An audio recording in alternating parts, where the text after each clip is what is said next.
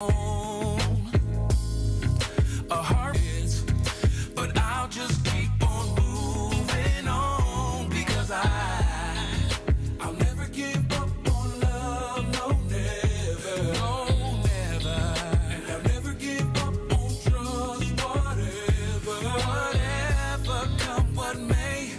All that I wanna say, that true love's gonna come my way.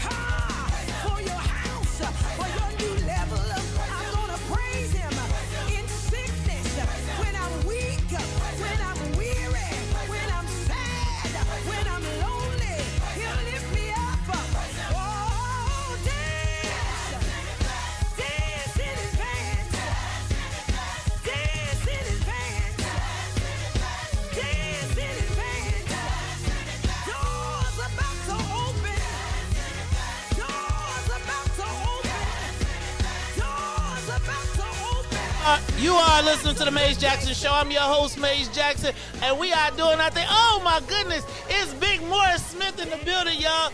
I'm telling you, we are broadcasting live from the Push Excel Breakfast. That's right, it is. Please join us as we celebrate the legacy of the Reverend Dr. Martin Luther King's Blueprint for Life. That's right, we are right here at the Marriott Marquis, right down, you know what, man, over right by the Wintrust Center, and I am sitting in right now with the Chance Light Foundation. Now, let me tell you something. When John Scott walks in the room, when Big John walk in, and John, you done changed it up. I remember John when he was the fixer. Now, John, y'all got to know John, Big John, is one of the consummate fixers in the city of Chicago. And I remember he was fixing stuff for somebody else. And I said, man, you need to do this for some big money. And Big John, a little bit later, left on, and now he is at the Chance Light Foundation. He's all over the city, all over the country. But right now, I got guests from the Chance Light Foundation. Watch that camera for me. Watch that camera. Don't be sorry. You okay? I just didn't want you to knock it over. Right here with me, I have a guest from a student from the Chance Light Foundation. Sure. What's your name, young brother? My name is Shannon Davis. Shannon Davis. So, Shannon Davis, tell me what you do. Are you a student at Chance Light? Yes. I'm a student. I'm Bisson West. I'm on the west side of Chicago. Chance Light is a program that comes to our school and give us a chance and an opportunity to, express ourselves through music and, make beats, rap, produce, management, stuff like that. So is it a high school program?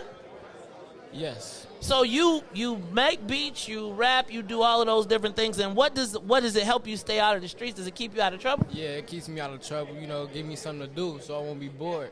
Because, now it don't be nothing to do. Life is, it don't be nothing to do in life. Life getting boring now. And so many of our young people are looking for things to do. And so right. How did you find Chance Light? I was going to Ombudsman, and they had actually came to the school, and they asked us did we want to be in the program. Like, they came and spoke to us while we was in our classes. And I was like, yeah, I'll sign up for it. So I signed up for it, and now I'm here. Okay, and so now tell me what an average day at Chance Light is like. They come. Watch that camera, please. They usually come on Thursdays. They usually come on Thursdays, every Thursdays, and we meet them from 11 to 12:30. 11 to 12:30, and what are the activities? Do you stay on site or do they do it at your school? Yeah, they do it at our school. They'll meet us at the school. We'll go upstairs. We make beats, or we'll write, make music, stuff like that. Now, does that keep you interested in school? Like, is that a reason for you to stay in school? Because a lot of times I think one of the things that I used to think about was every child when I was growing up wanted to be a basketball star, right. Or they wanted to be an athlete. And now it seems like a lot of the young people are driven towards music and entertainment and the ability to create. So talk to me about that being a tool for you to stay in school. Yeah, it's more, I like it. I feel like it helps me stay in school better. If it was like football or basketball or something like that, I'm not interested in things like that no more. I get tired easy. I get tired fast. So I want, so music, it gives me I like the melody, I like the flow. I like that. Let me hear, so you got some skills? Nah, dog, you got some skills. If you been up there working on your raps, you better go ahead. Hey, Riis, do I gotta find the beat? I want to hear a track, right. Man. Can you rap? Yes, sir. All right, let me give me a freestyle. Can you keep it clean? Can you keep it clean? All right, you have Push Excel Breakfast. Let me know. I'll be right. Oh, yes. So let me finish up with this one, and then we'll go. Keep it clean. You got 30 seconds. Give me your best top rap. All right. Look, y'all know what it is. It's Shannon on the track. I don't want to do no thing. I ain't trying to talk no about. I just do what I do. I got to spit all the facts. I just come through. Spitting all of them cool. I spit with Martin Luther King. Black people. Y'all know what we on. Black leader. I'm like, yeah, I don't got to talk. I'm with the peoples. I'm like, ooh, I give it either. I got to keep it cool, gotta keep it clean. I ain't trying to talk mean, ain't trying to talk no rude things. I'm like, ooh, yeah, I spit. Yeah. All right. You look. I see my man was trying to get in. All right, I'm gonna give you 10 seconds, and then I gotta take the Honorable Judge Arlene right here. So go ahead. I'm gonna give you 10 seconds. Go. You wanted to rap? Oh, you was his hype man. Okay, be careful of that camera right there. All right, you was his hype man. My man, I appreciate you. Chance Light Academy, Chance Light Education. Y'all check them out. Now, how do I find you? Is there a website? What's the website? Give me www.chancelight.com. Look, parents, if you are looking for an alternative for your children and you're looking for activities for them to participate in, please consider the Chance Light Education. All right, y'all. I appreciate you, young brother. I appreciate y'all being here. Good to see you. And y'all, hey, watch Big John. Watch that camera for me, man. All right, y'all. This is the Maze Jack. Oh, Larry's Barbershop. I see you, man. Hold on. You ready? Hey, you look. Hey. Do we want to, so what we doing? What we doing? All right, y'all, it's the Maze Jackson Show. I'm your host, Maze Jackson. Please be careful of the camera. Who is the beautiful and lovely lady in the purple? You came up here in purple? Purple? No, I'm just playing. Hey, y'all, I see the president of the Metropolitan Water Reclamation District. If you are looking to get where's Riis? Swill?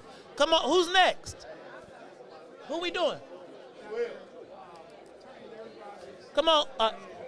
One second. Come on, Larry.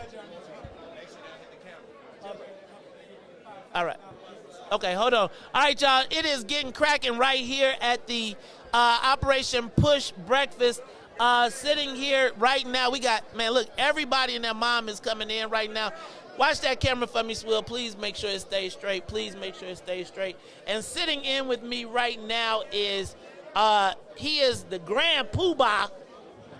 The Grand Poobah of the Cook County Board of Tax Appeals, but he is also probably the richest black attorney in the history of black attorneys, at least around here. No, welcome to the Maze Jackson Show, Attorney Larry Rogers. What's going on, sir? How are you feeling today? Good to see you, my brother. Good to see you. It's been a minute. It's been a minute, man. I don't think I've seen you since the Speaker's fundraiser, but talk to me, Commissioner. Excuse me.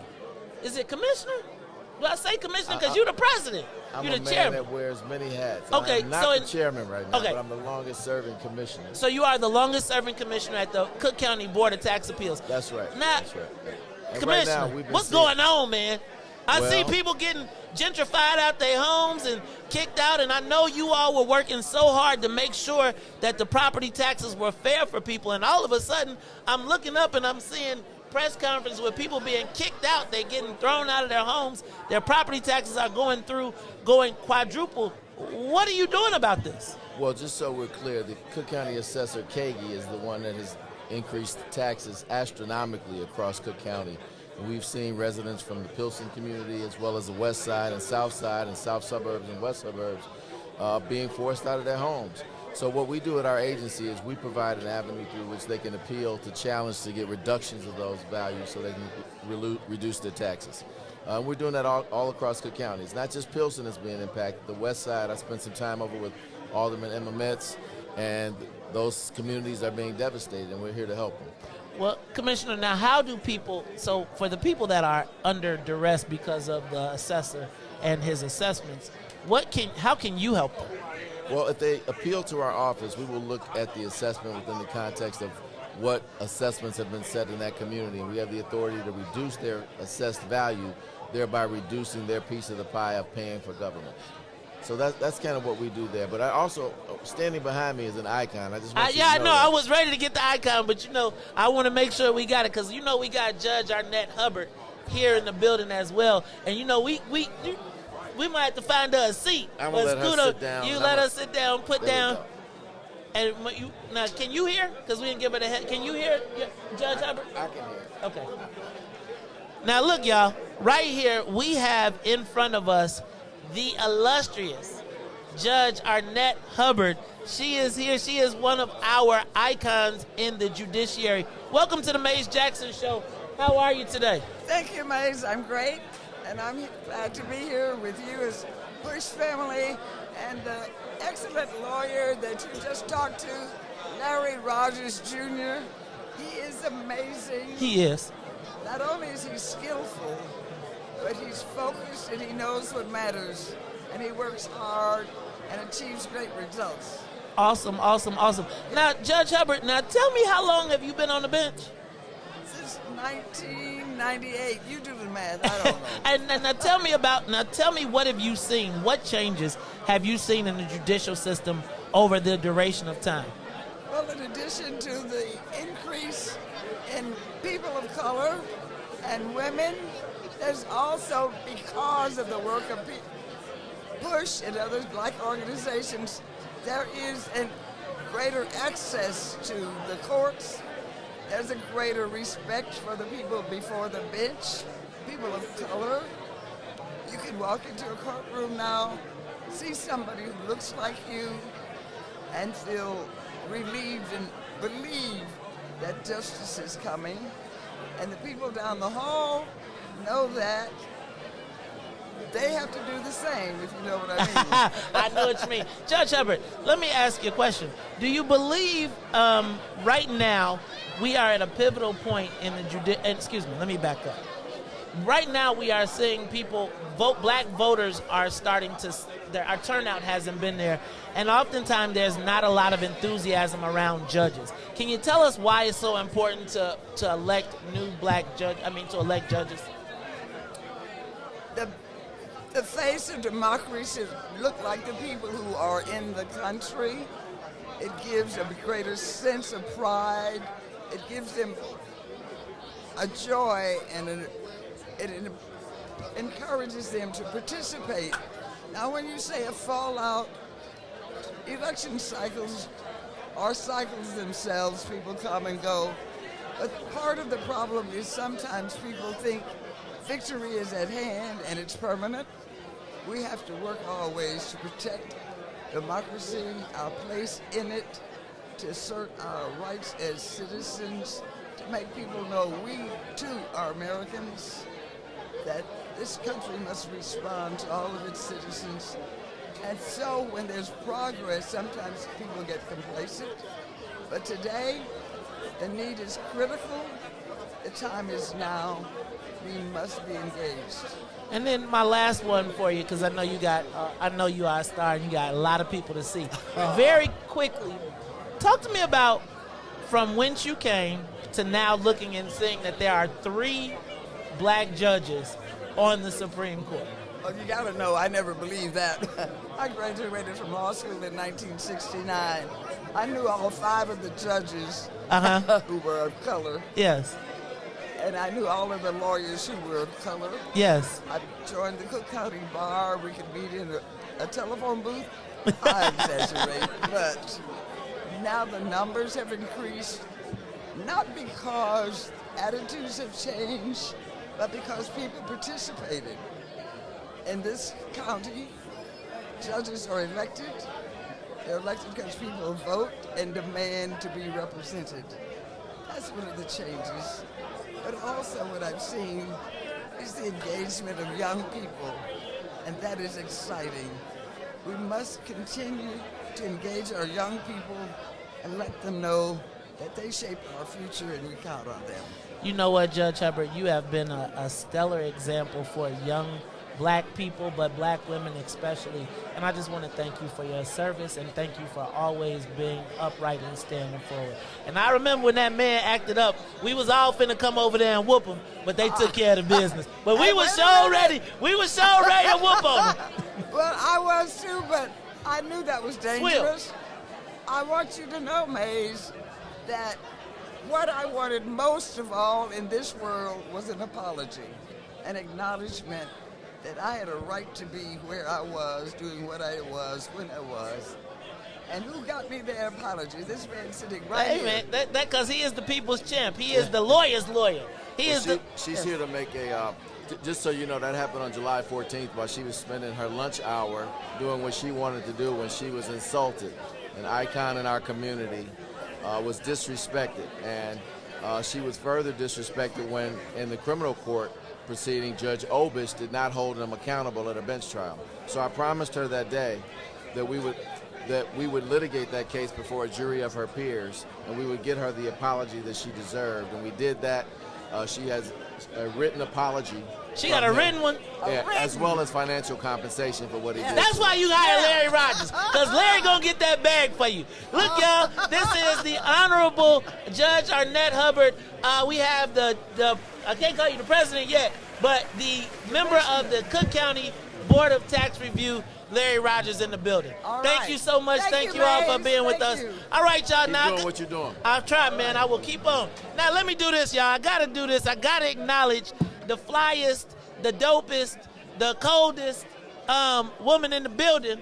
If I didn't, I'd get slammed. No, I wouldn't get slammed. Hey, y'all, I want to welcome to the table the president of the Metropolitan Water Reclamation District, my beautiful and lovely wife, President Carrie K. Steele. President Steele, welcome to the Mays Jackson Show, even though I saw you this morning snoring. How you doing this morning? Hello, how are you? Welcome, welcome, welcome. We appreciate you being here today. So you're here today for Operation Push. You got so much going on. Talk to us. What is going on? First of all, what brings you out today? And then tell us what's going on at the Metropolitan Water Reclamation District. So, of course, what brings me out today is celebrating Martin Luther King Day, Push Excel, and Reverend Jackson, and all that they do in the community. So I just wanted to say hello. Of course, I had to stop by to support What's in It for the Black People Radio, support you, Mays Jackson, and the listening audience. I thank all of you for your continuous support. For those that don't know me, my name is Carrie Steele, and I am president of the Metropolitan Water Reclamation District of Greater Chicago. But this is just a great opportunity to see all the politicians that are out shaking hands, to be in the community, and also I'm excited to see the kids in the oratory contest and see what they have to do this year. Now, you were recently elected to your third term as president of the Metropolitan Water Reclamation District. Tell us about that just a little bit, and tell us what are the big things on the horizon at MWRD. I know you got to cut out of here because there's a big broadcast going on, so talk to me real quick. So the great things that's going on at MWRD, yes, I was just reelected as president of the Board of Commissioners. It's a 2-year term, internal vote. The executive board consists of Vice President Kimberly Neely Dubuclay and Chairman of Finance Marcelino Garcia. We treat wastewater and manage stormwater at Water Reclamation. Some of the big things going on right now, we're amending our land use policy. We're working diligently on that. We're also working to increase diversity in all areas at Water Reclamation. That's very important. And to just spread awareness about what we do, opportunities that are available in the community to make sure we get more children involved in water careers and in STEM careers. All right, so what is the dream achieved? Has the dream been achieved? Has the dream been achieved? Partially, but you know, as the environment changes, the dream keeps changing. So I think the important piece is that we keep moving forward. So what is the dream? If the dream is that we have more opportunities and we're still evolving and moving up, yes, we do have more opportunities, but you always want more, right? So the dream is partially achieved, but we're still working, and we have to keep pushing, and we have to work together. Hey, y'all, that is the president of the Metropolitan Water Reclamation District. One more thing, go ahead. One more thing really quick. I see my Commissioner Ada Corral-Sepulveda is here, and I think I also saw Commissioner Dan Pogoszelski. So I just wanted to give a shout out to them. All right, that is the president of the Metropolitan Water Reclamation District. I'll see you a little later on tonight. Thank you. All right, who I got? It. You want to take? And Dr. Donna Lee. Okay, well, you got to do them one at a time. You want to get the Supreme Court? Can I get the Supreme Court Justice real quick? What's up, Larry? Hold on, before you leave, come back. All right, let me get these. Huh? Line them up. Just line them up right here. All right, y'all. Hold on. Next up, I got so we got the guests that are coming. So look, y'all, we're trying to get everybody in as quickly as possible. But I gotta stop and say acknowledge history in the building, because we have our Supreme Court Justice. Do I say Justice Joy Cunningham? How do I say it properly? Let me get it right. Justice Joy Cunningham. Justice Joy Cunningham, first of all, let me say thank you very much for taking time to be with us. And what is going on? First of all, tell us about your historic appointment to the Supreme Court and what is happening now. It's wonderful to be here. Good morning to you and good morning to all your listeners. We've made history. I am the first African-American woman from Cook County to be named to the Illinois Supreme Court. And historically, we now have 5 women out of the 7 justices on the Supreme Court. And 3 of the 7 justices are African-American. That is truly historic, and it's a blessing. Justice, talk to us about the fact that we have this number of black members on the Supreme Court. What does that mean for us when the cases come to you? Diversity is always important, and the court really should reflect the community that it serves. And we feel that a diverse court is going to be a just court and a fair court. So, from my perspective, having the voice of the people represented on the court is important in a democracy, and we're doing our best to make sure that that continues. And Justice Cunningham, tell us just a little bit of your background, because how did you get all the way to the Supreme Court? You know, because there's no such thing as an overnight success. That is very true. And I do a lot of mentoring of young people, and I tell them everything that you're doing now is preparing you for your next opportunity. So really make sure you immerse yourself in whatever you're doing at the moment. And that was the advice I gave myself when I was coming through the ranks. I've had many different judicial roles. I have served at every level of the judiciary in Illinois. I was a trial court judge, I was an appellate court judge, and now the Supreme Court has appointed me to fill the seat of the retired Justice Ann Burke. Justice Cunningham, I just want to thank you and congratulate you, and thank you for taking time out. I know that they got the big press conference, so I'm going to let you head to that, but I do want to say thank you. Is there anything you want to say to the people before you go? I would like to say thank you and ask the listeners to make sure that they continue to make sure that our Supreme Court reflects the diversity of our city and our state. Thank you so much. Thank you, Justice Cunningham. We appreciate you. All right, y'all, this is the Mays Jackson Show. We are broadcasting live from the Push Excel breakfast. I can't hear you, so you got to tell me right now. Matt, put those headphones on. Look, y'all, Jaylen. It is cracking all around here. We got bodies, we got people everywhere. It is prime time at the Push Excel breakfast. And now, next up, I got one of the world-famous Whitakers in the building. Now, it's so many Whitakers. It's so many Whitakers. Tell the people which Whitaker I got today. I'm the baby Whitaker. I'm Dr. Sonia Whitaker, National Education Policy Director for Push for Excellence and Deputy Superintendent of Schools in Dalton.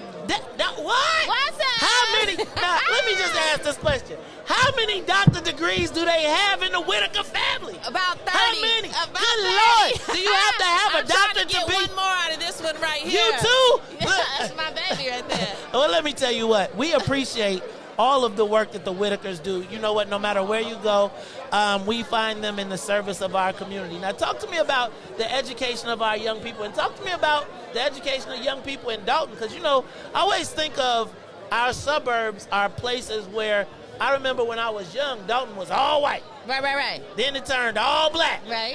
And so how do you manage that transition? And then how do we make sure that our kids are getting the fullest of the education? Well, I can appreciate your question, because what you don't know about me is I served as a school administrator in Schaumburg. Oh! And so one of the things that Reverend loves and appreciates most about me is the fact that I've served in all white districts serving majority white students rather, and now in the south suburbs. So when you say talk to me about, what I want to talk to you about is the fact that we have got to advocate to ensure that black and brown children have equitable access to a quality education. In other words, the same books and the same resources that I saw students get access to in Schaumburg and the like is the same level, if not more, of access to quality education and materials that students, say, in Dalton and in the inner cities across our nation actually deserve. So that is a wonderful,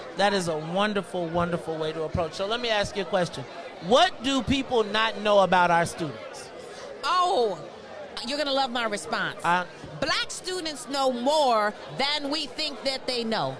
You see, we are using, in my humble estimation, far too often culturally biased assessments, which do not fully measure the intellectual capabilities of black and brown students. And so as a direct result of that, their failure to produce on a standardized test that was designed to ensure that they failed to produce gives Americans an inaccurate assessment of our students' intellectual capabilities. So in summary, what we don't know is that black students know more than we think that they know. And then finally, what can we do as parents to make sure that our children are best prepared to succeed in the education field? Advocate, advocate, advocate. And I'm going to do more than just advocate. I'm going to give right here, free to your listening audience what I call the top 5 questions for engaging in conversations with your child teachers real quick. Go proactively. Don't just wait to report card, pick up and ask. What is my child expected to know and be able to do? Second, what are you prepared to do in the instance that my child is not reaching the goals that have been set?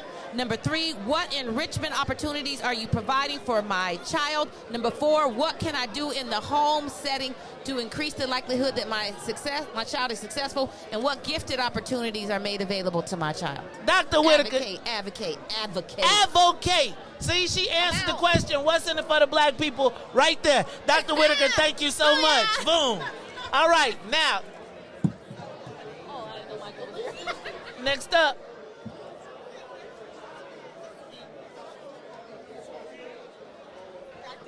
How you doing, Dr. Lee? It's been a long time. It's been a long time. Superstar. Now, let me tell y'all what. All right. So, look, y'all, we are at the Push Excel Breakfast. I got people all over the place. But here sitting with me right now is one of the superstars of education, Dr. Donna Lee. Now, Dr. Lee, tell me which district it is again. So I am the superintendent in Sauk Village, District 168. Sauk Village? Like, I was just in Sauk Village the other day. That's the furthest. Ain't that the last stop before you leave? Stop before you go to Indiana. Okay. Or before you go to Will County. But you know, I also serve as the vice president of the State Board of Education, too. Ooh, cut the check. No, anyway, so let's back up, Dr. Lee. Yes. So tell me, what areas do you represent? So when you say, so what schools would I know? What high schools? So my district is the elementary district. Okay. But we feed into the Bloom School. Okay, Yeah. wonderful. So now tell me, how long have you been in the field of education? I have been in education for 35 years. Stop lying. 35 years. 35 years, yeah. I can't believe it either. Now, what brought you into teaching? So I had no thoughts about teaching ever. My family did not want me to be a teacher. Right. So I was an engineering major because I love math. Okay. Yeah, I was engineering, and I found that I love talking about math, and I like for people to listen to me talk about math. Really? And that's what led I hate me math. into, I'm scared of math. And I also realized if a young black woman from Georgia could be talking about math and captivate an audience, I was like, this is where I need to be. Because people who look like me, they don't expect me to get up and know mathematics. So I loved it. Now talk to me about the progression. So you went from being an engineer to going to school. To going to teaching. I did. I changed my major to math, and then I figured out I could teach high school math, and then I became an administrator. But, you know, I left the public field for a while to do international consulting. So I work with the Department Hey, you of fancy! Defense. The Department of Defense! Department of Defense. And then you came back to teach the kids? And I came back as an administrator. I did. I came back. I worked in Chicago Public Schools as an administrator on the south side, and then I went out back to the suburbs. Talk to me about that transition from the south side, working in CPS, and then moving to the suburbs. Why? What made you do that? And is there a difference? I will say that the difference is, instead of being in Chicago, I was in the suburbs. My kids were the same. Families are the same. People get a belief that Chicago Public Schools is this, it's not good. It's the same kids. I'm in the suburbs now. We have the same issues. The only difference is the zip code. That's it. But part of my responsibility is what do I do with the resources I have available to help the children and the families that I'm serving. It doesn't matter if I'm in Chicago, if I'm in Sauk Village, if I'm in Rich Township, it makes no difference. It's about the resources that I have available to me to help my families where they need it. Then I got to ask you about Springfield, right? Yes. Because you are the vice chairman of the Illinois State Board of Education. Yes. Now, what does the State Board of Education actually do? Because I think that if I'm correct, they do grants, right? We do grants, so all the federal grants come through the state, and then they're disseminated by us to school districts around the state. So we do grants, we set the mission and vision for the state. We also do all of the standards, so everything that kids learn in school, that comes through the State Board of Education. Now, when I hear that 1 in 3 black kids go to 1 in 4 black kids go to an underperforming school in CPS, what do we do to address that? What are we doing to bring that, to fix those things? So part of it is, how we define what underperforming is, because underperforming is not this is my issue with it. When we say underperforming school, that means that we're saying that the children are underperforming. In some cases, the kids are not. In some cases, they're growing. Like if you send me a child in kindergarten who's reading at the level of a 3-year-old, and I progress that child to first grade by the end of their kindergarten year, then we've done a phenomenal job. So what do? There's several things. One, we make sure that we have staff that can address the needs. Two, we find out what the needs are. Every child is not the same. So we find out what the need is, make sure we have staff. We put the resources behind what each individual child needs in order for them to be successful. When we say underperform, I'm so tired of the system that labels kids who look like our kids. I want to talk, and what I want to do is I need to get a mind shift because of, you grew up in the 80s and 90s. It's like you take the standardized test, and I did good, but a lot of my people didn't necessarily do good, but I don't know if they were prepared for it. I want to get you after this. You're right, and I will say this. When you look at all the data across the country, what it shows for standardized tests is that African-American kids don't do as well as non-African-American kids. So part of it can't always be us. So let me just tell you this. We love and appreciate all of the work that you and your family do. Thank we you. acknowledge all of the work.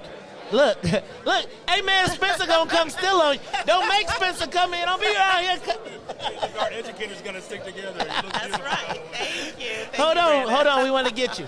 So I want to make sure that we acknowledge the work that you do, not just locally in your school district, but the giving back that you all do for so many people that oftentimes goes unnoticed. So I just want to tell you thank you. Thank you. And if there's any time that we can be helpful, please don't forget to use us on our network, etc. All right? I'm just going to give a plug, Shane. Go ahead. Lee Consent's Funeral Homes, we are giving back to the community. My work as an educator is a direct connection to what we do to serve this community. Shout out to Leek and Sons. Shout out to Leek and Sons. Shout out to Spencer Leek. Shout out to Donna Lee. Shout out to the old man Leek. I'll say it properly. Hey. But elder, senior, the man. I just want to say thank you. Thank you to Donna Lee. Now, next up, y'all, it's getting cracking in here. So we got the mayoral candidates in the building. I see Brandon Johnson. He being fancy right now. Brandon, I'm going to get Brandon Johnson. You want to sit? Hold on, let me get Brandon. All right, y'all. Now, in the building, I got my cousin, y'all. It's my cousin Chance that rides the skateboards. Now, let me just say this. Hey, y'all, in the building, candidate for the mayor of the city of Chicago. I'm going to tell you, I didn't know this brother very well a while back, but I got to tell you he's grown on me. And them commercials is wearing me out because it's like every 2 seconds it turn on. I like his strategy, actually. But here with us right now is Mr. Brandon Johnson, currently Cook County Commissioner, hoping to be your mayor. He is in the race for mayor of the city of Chicago. Brandon, you are down here with everybody doing their thing. Talk to me, man. What's going on? What is happening? And why should you be our next mayor of the city of Chicago? Well, Happy New Year, cuz. I appreciate the love. And to all of the listeners and people all around the world, Look, this is an exciting moment. Many people know that I am a public school teacher. My wife and I are raising our family on the west side of Chicago, and when you think about the legacy of Dr. King, we cannot forget the legacy of people like Al Raby, who was a public school teacher, who organized, Dr. Timuel Black, another educator who organized for education justice, but also for economic justice. And Dr. King's very powerful words: if the labor rights movement and the civil rights movement were to ever collide, what enormous potential we would have. And so we are in the midst of that potential. It's why I'm running for mayor of Chicago, to continue on that legacy of labor and civil rights working together to ultimately bring economic justice for our people. Now, Brandon, I gotta ask the question, man. Are you a socialist? Well, listen, what I can say is, as we think about the legacy of Dr. King, he said the three evils of the world. He said militarism, he said racism, and he said capitalism. What I can say is that I am a proponent of justice and equity. I've run as a Democrat.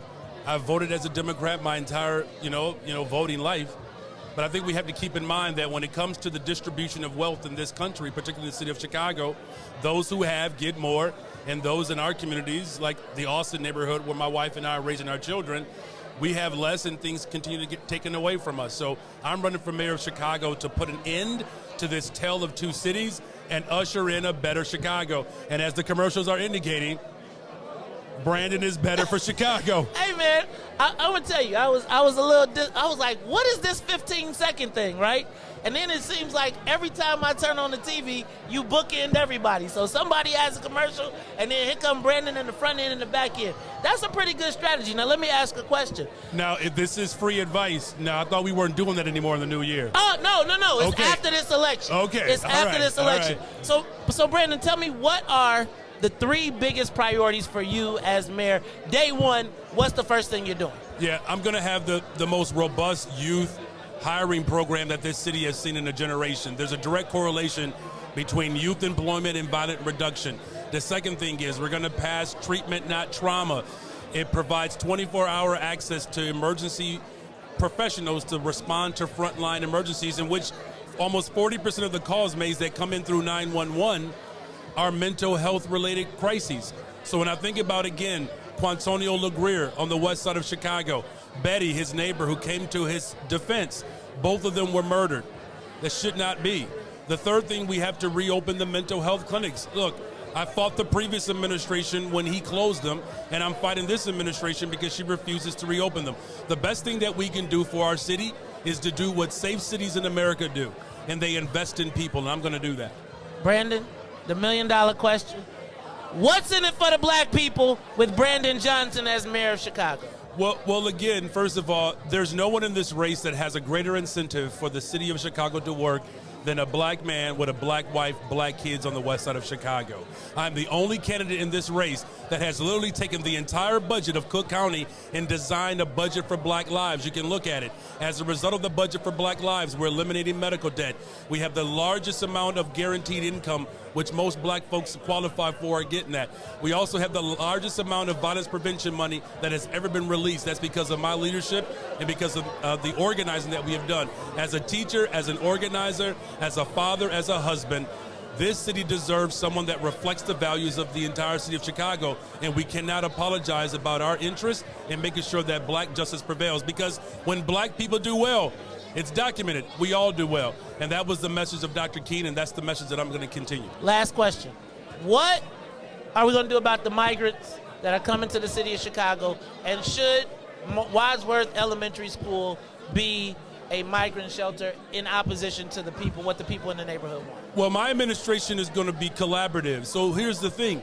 There's a way in which we can actually address the needs that black folks have wanted for a long time.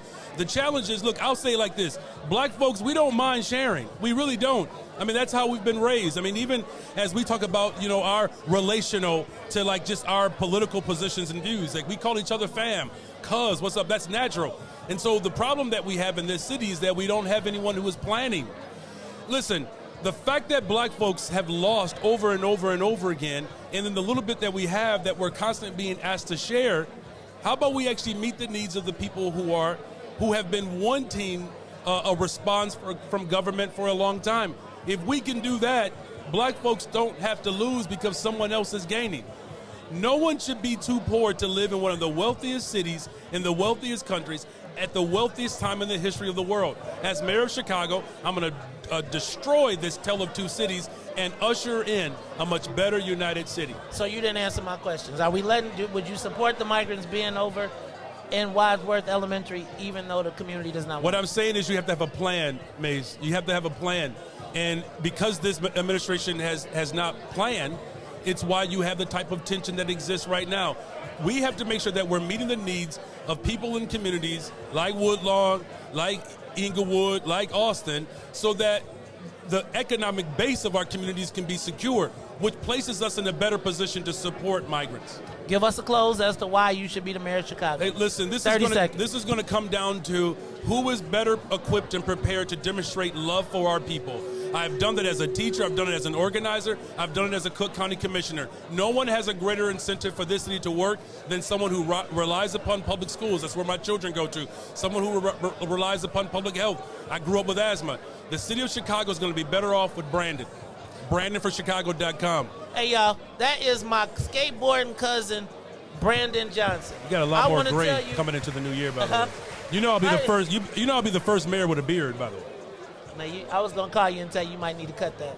No, as you get close. No, we ain't doing that. He already trying to change me. See, come on, black people. You see how black people do? Would there be any room for any lobbyists in your world? Let's stop. Okay, we'll talk about it. Okay, listen now. I'm trying to keep a nice, clean administration, cuz. Now, you messed up. Once you called me cuz, brother, you might be locked out now. Hey, oh, dang. Oh, Lord have mercy, Jesus. Hey, y'all, that is Brandon Johnson. He is a candidate for the mayor of the city of Chicago. It's my man. It's my skateboarding cousin. But y'all make sure y'all check him out. It is going on. Wait, who is that? This the mayor? Sit on down, my brother. I don't have any information. I don't have no details. They gave me nothing except to tell me that I have the youngest mayor in the city, in the country, sitting next to me. My brother, introduce yourself to Chicago. Introduce yourself. Welcome to the Mace Jackson Show. Yes, sir. Thank you. My name is Jalen Smith. I'm the mayor of Earl, Arkansas. The mayor of Earl, Arkansas. Now, young brother, I don't mean that as a diss, but young brother, how old exactly are you? 18 years old. Hold on. We got to get the other Cam. We want to get you too, Cam. 18 years old. You are 18 years old, and you're the mayor of a town. How did that happen? Tell me how that happened, man. Well, it started in high school, and I joined an organization called the Student Government Association. Within that organization, we made a difference not only in the school, but in the community. And that organization drove me here, mayor-elect of Earl, Arkansas. So, student government, you doing your student government thing. Now, what was going on in your town that made you say you wanted to run? Was it something you wanted to fix? Was it something you wanted to change? What was it? First off, within that time frame, we had people. I know I wanted to run for mayor because I know I was going to make a difference in my community before I moved on to the next phase of my life, and so I wanted to do it not later but now. And so I jumped into the mayor's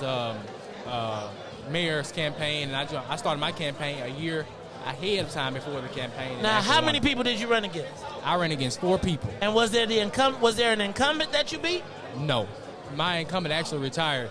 I ran against a street superintendent that's worked for the city 40 plus years, well popular person in the community.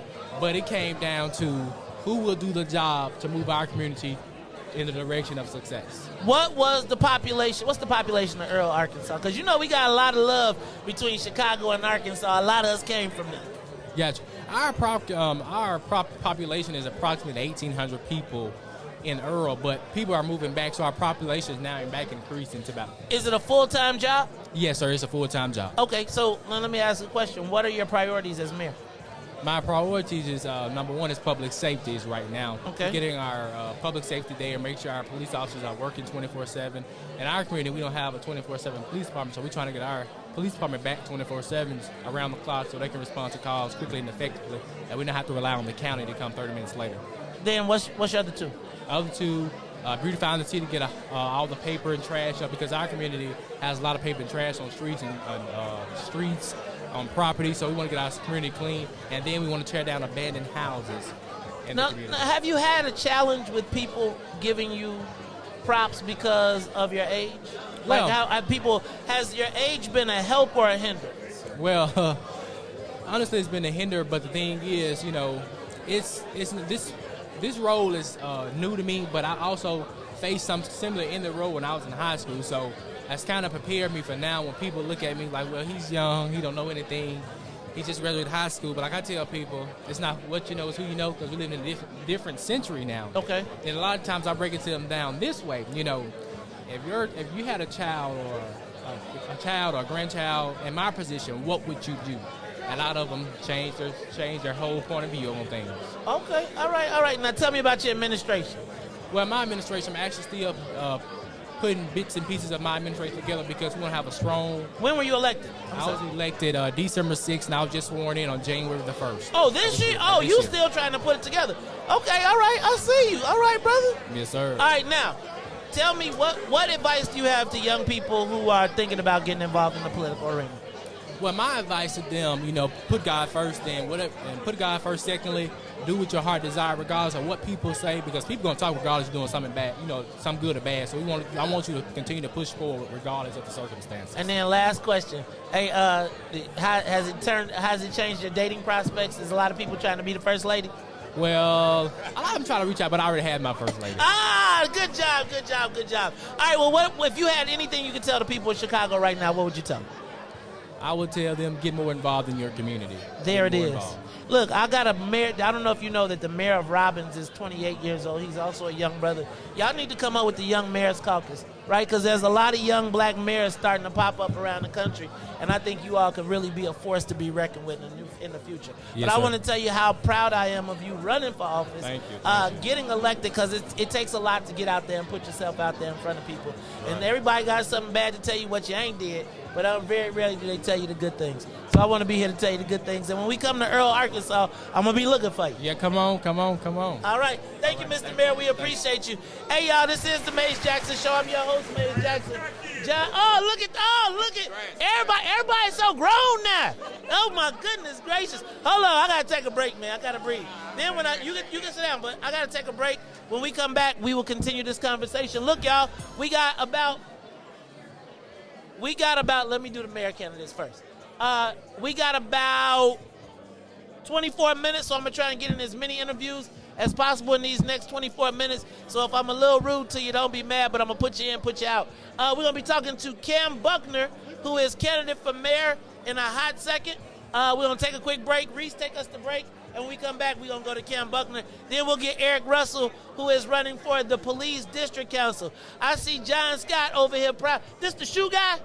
Hey, man. Shoe guy, super producer. Shoe guy. What? Man.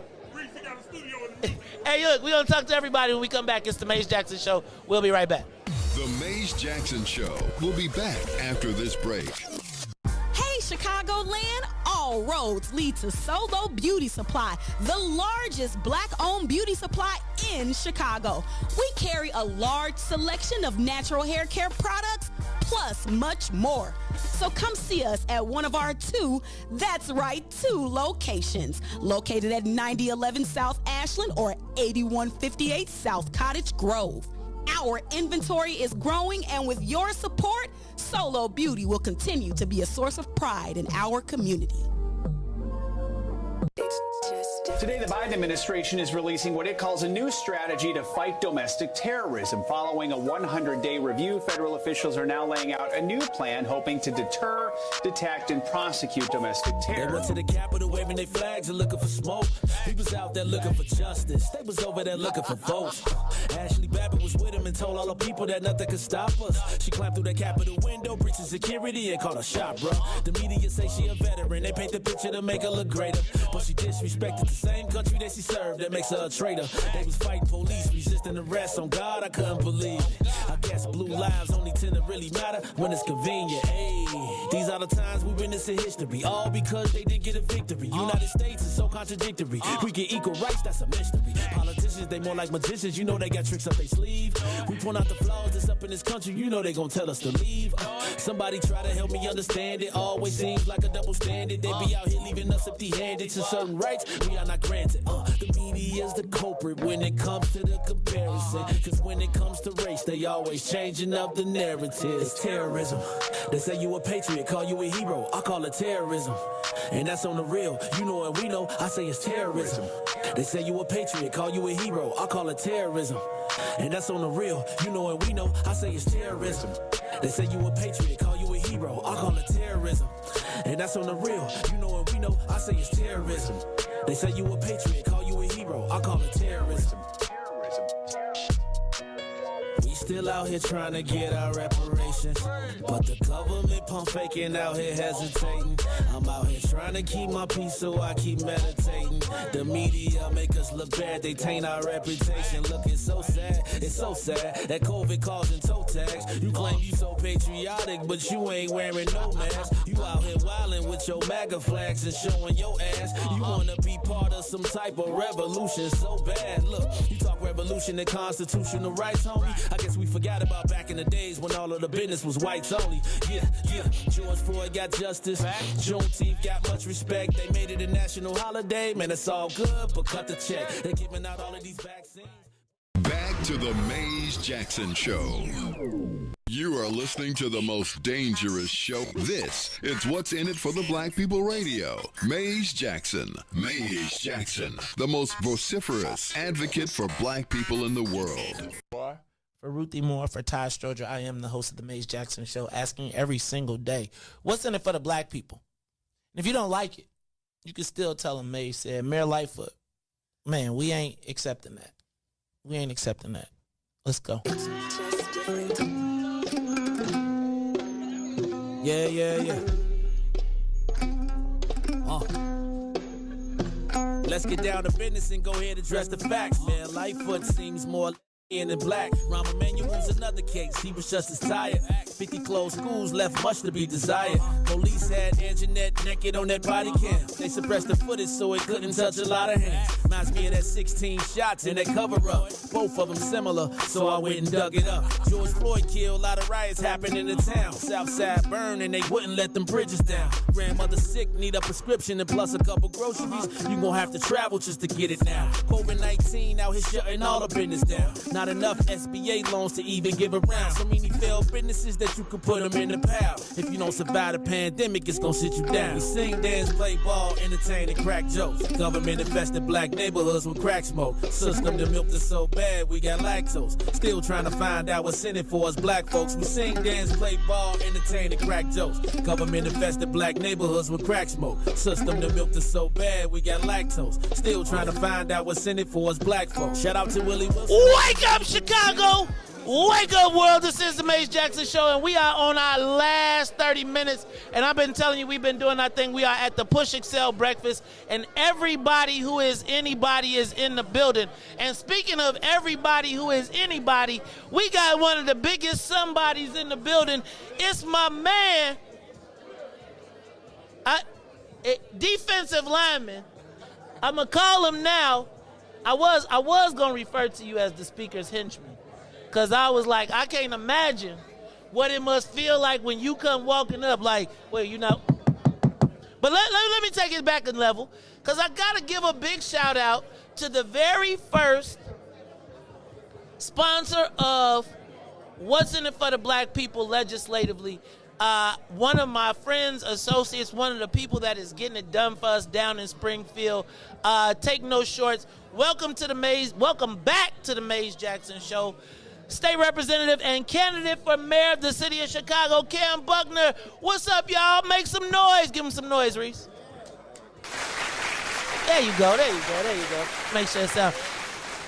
Representative, talk to me, man. First of all, this thing about the mayor. What made you decide that you wanted to run for mayor? Here you are, you the chairman of the Black Caucus down in Springfield. You in leadership. Man, we done took over the whole joint, and then you decide that you want to run for mayor. What motivated you to run for mayor, sir?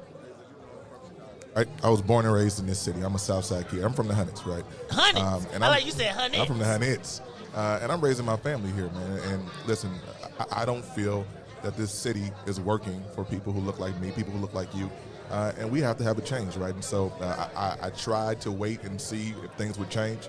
They have not, and I don't think they will. And so, listen, when you take ownership of a city, when you take ownership of situations, you have to step up and do something about it. So that's why I'm in this race. So, Representative, it's so many black folks in the race. How do you think that will cannibalize us at all? You thought? I'll say this. I don't think so. I know there's a lot of conversation about splitting the black vote. The truth of the matter is the only demographic that ever split a vote is white folks, right? Because white folks split a vote, Bill Daley is not mayor today. And we saw that in 2019. We also saw it in the 92 election with Ross Perot and Bill Clinton and George Bush, right? So we can go on and on. What we saw in 2019 was we saw a number of black candidates, and they all fared pretty well. So much that the final two vote getters were two black women and made a historic runoff. So I don't believe that split the vote, monolithic talk, we're better than that, and we're going to get something done here. Now, let me ask a question. What would be your biggest priorities as mayor of the city of Chicago? Listen, first off, everybody talks about public safety, right? But we can't talk about public safety just from only a law enforcement lens. It's about putting resources in our community, and not just from a social service standpoint, but making sure that we have a chance to be part of the economics of this city. We're here, Mays, on MLK's holiday, and often we talk about this sanitized version of MLK, the preacher, right? But he was a revolutionary when it came to economics. It was not until he started talking about economics in the black community that they killed him. They were okay with lunch counters and bathrooms and schools being integrated. They were okay with getting us an opportunity to vote. But as soon as he started talking about money and about making sure that black communities were economically sustained, they had to get rid of them, right? And so that's the conversation that we need to have. Let's talk about the economy. Let's talk about economics, because that is a public safety conversation. Talk to me about what is okay, I know this is going to be hard. If you could say, what is going right in the city? This is tough. That is probably the hardest question I'll get today.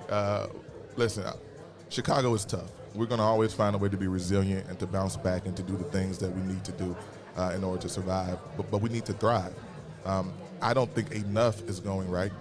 Listen, the sun comes up every morning and we still find a way to run the city, but it's not working the way it's supposed to work. And Mays, I know you remember the Chicago with the slogan that it's the city that works, right? Yes. And so we've talked a lot about bringing back the city that works, but I want to be clear about this. The city that works, even when it did work, it did not work for everybody, right? And so what we need to do is create a reality where we can all live in this city in a way that's just. So I'm gonna give you an opportunity to close, and I'm gonna let you say whatever you want to say about the mayor's race. But I gotta take a step back because I looked at the leadership list down in Springfield. And, I dabble in both in the city and in the state. And I gotta tell you, when I looked up at the lineup for the state, this is not a slight. I was excited about what our potential can be in Springfield. We've got a black speaker. Now, we know he got to deal with everything. But when we saw Jahan Gordon Booth go into the slot, when we saw you go into the slot, when we saw Marcus Evans go in the slot, when we saw Nick got the dough, right? Like, who got the dough? Ain't nobody leaving until we get the bag straight. That's right. It made me say, guys, maybe I need to pivot, because I've been upset with what's been going on. I feel like our community has been getting the short shrift. Do you think that with the changes in Springfield, black people will start to finally see the economic empowerment that they've been looking for? And will that be a priority for you guys in Springfield if you go back? I think it's already beginning to happen, right? I think under Speaker Welch's leadership, you've seen a tremendous shift in the way we do business in Springfield. You know, as a person who's a creature of Springfield, that there are things that we can do today that we could not do 10, 15, 20 years ago, right? And we're pushing the envelope. The Black Caucus has been very strong and aggressive in this space, and Speaker Welch has really wrapped his arms around our agenda. We will see a lot of differences in the next couple of years in Springfield when it comes to making black millionaires, making sure that our communities are sustained from an economic standpoint. And so, yeah, I'm excited about Springfield. Whether I'm there or not, we got some great people there doing the work, and it's going to be a lot lot different. All right, what would you say is the biggest challenge facing black people? And then I'm going to ask you the big question. Two? I got two. First of all, let me back up. Do you represent Woodlawn? I do. What is your position on the migrants being put into the housing? And should we be giving $53.5 million to the city to handle the migrant issue? Listen, I've been very clear about this. Actually, last Sunday I stood in front of Wadsworth Elementary School, which is in my district, with Alderwoman Taylor and a few other folks to say, listen, we cannot continue to have this mayor-run roughshod over our communities. Communities can't have things happen to them. They need to have things happen with them. The mayor has taken a stance where Chicago is a monarchy, she's the queen, and we're her subjects. And that's not how we need to operate, right? And so I stand with Alderwoman Taylor and the people of the 20th Ward, the people of Woodlawn, to say nothing about us without us. Let's be a part of the conversation. Now, Representative, I think you're well-versed in this, but you know how it go. What is in it for the black people with Representative Cam Buckner or Mayor Cam Buckner? Listen, no doubt about it, unequivocally, without, in no uncertain terms. I will be the most pro-black mayor that Chicago has seen. Not because I'm reading a white paper on this or taking a poll on this or doing a task force or a study. I'm from here. This is me. I'm from the hundreds. I live in the low end with my family. This is my city, and I'm not running. I can't go back to Ohio. I'm not going anywhere. Oh! This is home. That's what's in it for the black people. It's going to be the best administration that we've seen. I seen that. I see that in you. And Representative, I'm going to give you the opportunity to close. You have the mic. You got a minute. Close out. Tell the people what they need to know. Absolutely. Listen, I've been very clear, Mays, and I appreciate you. And it's good to see you in Riis in person, man. It's been a little bit too long. This campaign to me really is a movement, right? And I've often said that this is not a political platform. It's a love letter from a little boy from 103rd Street to his city. We got to do better. Chicago has the opportunity to be the most equitable, forward-facing city in the entire country. We just need the leadership to bring us there. And so for those people who I have not got to meet yet, hopefully I will. And when you hear me, you'll understand that I am a product of this city. I'm a product of my village, and it's village time to bring the city back to where it needs to go. Hey, y'all, that is Representative Cam Buckner. He is part of our family. He is what's in it for the black people. He has answered the question proactively before we even asked him. So I just want to make sure y'all give that brother a good shot and check out his text messages. Check him out. Because I'm going to tell you what. I'll be like, do I get a wake-up text and a good night text and a daytime text and a good night text? I'm going to tell you, as long as it don't say WID, I'm straight. Right. Hey, y'all, this is Representative Cam Buckner. Cam, I appreciate you, sir. You, brother. Look, Thank man, you, good luck on the campaign trail. Come through, and we do hope that you will consider advertising with us at some point. Absolutely. But, hey, man, we appreciate you, man, and anything we can do, don't hesitate. Thank you, brother. All right, y'all. Now, the King Breakfast is about to kick off, and so I see my man Eric Russell.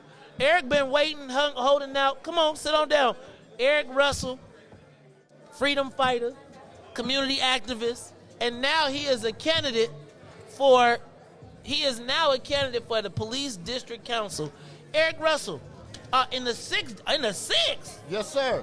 That's about the blackest district that it is, man. Talk to me about, first of all, Eric, welcome to the Mays Jackson Show, man. It's my pleasure to be here, my dear brother. Hey, man, last time I saw you, I think my son was busting you down, breaking you down. Nah. Hey, y'all, quiet as kept. Eric Russell could play basketball. Don't tell nobody. I was like, I didn't even know you could play basketball. You don't even got the basketball swag. But I got the peanut head. The peanut head is a dead giveaway. So talk to me, Eric. What's going on, man? Well, tell people how they know you, because they may not be, if they can't see you and they're listening. Well, I'm the founder and the executive director of the Tree of Life Justice League. I'm a police accountability advocate. We advocate for families nationwide whose loved ones have been brutalized, tortured, and murdered by police. So we're headquartered here in Chicago, and a lot of the Chicagoans may know me from being a spokesman for Betty Jones, Jose Nueves, and just other families whose loved ones have been murdered by police. So, Eric, you are running for the Police District Council. You are running for the Police District Council. What exactly is that, and why do you want to run for that office?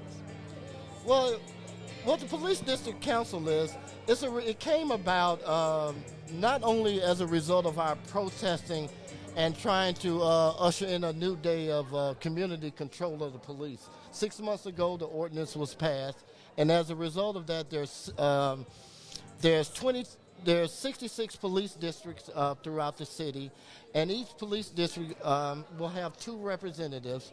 And so I feel it's more my civic duty because I'm not a politician, but I want to do my part to usher in a new day of police reform, transparency, and accountability. So we have about 122 candidates running for. Who is we? People from the activist community, and just citizens of Chicago, and those people who want police accountability. Okay. And so, Eric, talk to me about what this campaign looks like. How many people are in your race? In the 6th district, I'm basically, I like to say I'm running unopposed, but I'm fortunate to have some very good supporters. I'm being endorsed by State Rep LaShawn Ford, Congressman Danny Davis, Congressman Jackson, Alderwoman Pat Dow, Father Flager, newly elected Senator Willie Preston, as well as Marcus Evans. Who he had to endorse me after I dropped some dimes. Marcus, y'all was playing basketball. I saw that. Yeah, right. You was dropping some dimes that day. So talk to me about what up, Mandine. I see you, brother. Shout out to Legacy Men's Boutique in the building, my man. Y'all make sure y'all stop over there and check him out. You ain't gonna be as fly as Mandine, but you might be fly. He'll get you fly. Hey, so Eric, this police thing, man, is it ever gonna get right?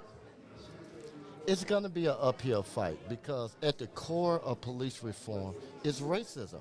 We have some racist, rogue, and killer cops that just, quite frankly, don't have reverence for the humanity of black people. And as long as they have guns and badges and no respect for us, I'm cautiously optimistic. Eric, so when they say, but there are some good cops, how do you respond to that? Well, that's just like saying, Mays, there are some good pilots, but we do have the occasional pilot that likes to crash their planes into the mountainside. But the vast majority of our pilots land the plane safely. We must have a zero tolerance. We must drain the swamp because we must break the code of silence. And a lot of these police officers think they are above the law. What we're asking is simple, Mays. We're asking the police to uphold the law while they enforce the law and treat black people with a certain amount of dignity and respect. So now, Eric, how can we support you? How can the people, if they want to support you, do you have a website? What do they need to do to find out, and how do they support you? Well, you can support me by going to the Tree of Life Justice League. We'll be out in the community passing out flyers and literature. And we're partnering with several grassroots organizations like the Chicago Alliance Against Racist Repression. You're not a communist, are you? You're not lining up with the communists, are you? I'm a Southern Baptist. I'm from Birmingham, Alabama, and matter of fact, on King Day, I will say is that my Aunt Margaret, a lot of the iconic pictures of Bull Connors and George Wallace with the German Shepherds attacking my Aunt Margaret, she led the Birmingham Children's Crusades in Birmingham, Alabama. Oh, wow, so it's part of it's in your blood. Yeah, and so we used to hold the secret meetings in our basement at my grandmother's house and in St. Luke AME Zion Church and A.G. Gaston Motel, so my family has some skin and some blood in the game. Hey, y'all, I got to wrap it up, Eric. That is Eric Russell. Eric Russell is a candidate for the 6th District Police Council. Trust and legitimacy, transparency, and accountability to reinforce constitutional policing. He wants equality and due process, believes in the sanctity of life, and is redefining the role of local police in public safety. Hey, y'all, Eric is our guy. Blue Fi. Eric. And happy Father's Day. That was a couple of days ago, yeah, we was. Or something. Y'all had one too, man, so we're going to give it to you all. Look, y'all, this is the Mays Jackson Show. It seems like we got to wrap this thing up. We are been broadcasting live from the Push Excel Breakfast, Dr. Martin Luther King's scholarship breakfast with Operation Push. Hey, y'all, it's been a great time. We have seen so many people. Great time to be back in the building. We appreciate you all. Thank you for everything that you do. Riis, you straight, man? Hold on, Eric, take a picture. Hold on. This was a good one. He took a picture. He had to put his you can hear it click. Click. I had to put my fedora Hey, on, man. And once again, we know who the people's champ is. This was an amazing day, man. Thank you, Hey, the amount of people that stopped by and showed you love, man. See, man, a lot of people showed you love, man. I don't know if it's a New Year or something, but a lot of people showed you some love, man. This was beautiful for sure. Hey, y'all. I'm going to tell you what, I appreciate all the love. It's great to be back in the building. It's great to be able to see everybody. We missed y'all, man. We missed being at the event. It is the Operation Push annual scholarship breakfast at the Marriott Marquis. Look, but I got to wrap this thing up. So for me, for Maze, for Riis, Ruthie, Big Swill in the building too, where every single day we ask the question, what's in it for the black people? I am the host. Oh, dang, I did that wrong. I am the host of the Maze Jackson Show, where every single day we ask the question, what's in it for the black people? And if you don't like it, you can still tell them. Maze said, we out of here. Peace. Let's get down to business and go ahead and address the facts, man. Lightfoot seems more being in black. Rahm Emanuel's another case. He was just as tired. 50 closed schools left much to be desired. Police had Anjanette naked on that body cam. They suppressed the footage so it couldn't touch a lot of hands. Reminds me of that 16 shots in that cover-up. Both of them similar, so I went and dug it up. George Floyd killed, a lot of riots happened in the town. Southside burned and they wouldn't let them bridges down. Grandmother sick, need a prescription and plus a couple groceries. You gon' have to travel just to get it now. COVID-19 out here shutting all the business down. Not enough SBA loans to even give around. So many failed businesses that you could put them in the pile. If you don't survive the pandemic, it's gonna sit you down. We sing, dance, play ball, entertain, and crack jokes. Government infested black neighborhoods with crack smoke. System that milked us so bad, we got lactose. Still trying to find out what's in it for us black folks. We sing, dance, play ball, entertain, and crack jokes. Government infested black neighborhoods with crack smoke. System that milked us so bad, we got lactose. Still trying to find out what's in it for us black folks. Shout out to Willie Wilson, hope one day you get to send it. We need some different players in the game to handle business. Too many shady characters like Madigan and Blago. But when you really break it down, it's typical Chicago. City full of gangsters, it's what the land was built on. Same streets with hood legends DNA get spilled on. Carjackers out here lurking.